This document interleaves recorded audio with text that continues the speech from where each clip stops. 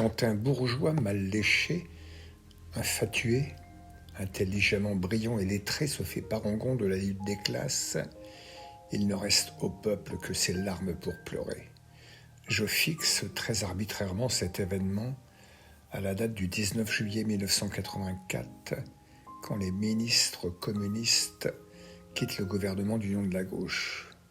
Mon roi est mort, vive Fabius.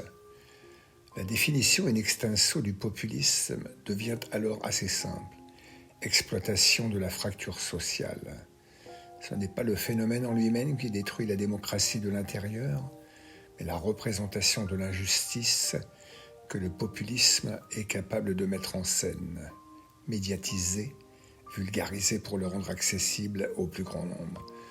Peu importe que le démiurge soit lui-même caricature du monde de l'argent, des excès en tout genre, il est support, identification, outil de sa propre communication. Trump en fut l'idole, le maître absolu, avant d'en finir en croque-mort au Capitole le 6 janvier 2021. L'avenir nous dira. Inventer de nouveaux ennemis de l'intérieur, à quoi bon? Les nôtres sont assez nombreux, monstrueux. Ils se chauffent au coin même du peuple, du poêle à bois de notre logis, sont la brise qui souffle sur la braise. Les sans-culottes de 89 l'avaient compris en combattant la contre-révolution européenne.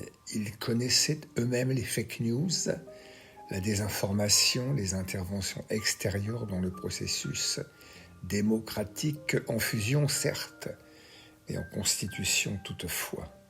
Sauf erreur de ma part, Claude Bigan, Jean-Baptiste, Henri-Antoine Félix ou encore Jean-Guillaume Guyot ne possédaient pas de connexion Internet, smartphone et Wi-Fi dans les locaux de la première section de Saint-Nicolas du Chardonnay, à Paris.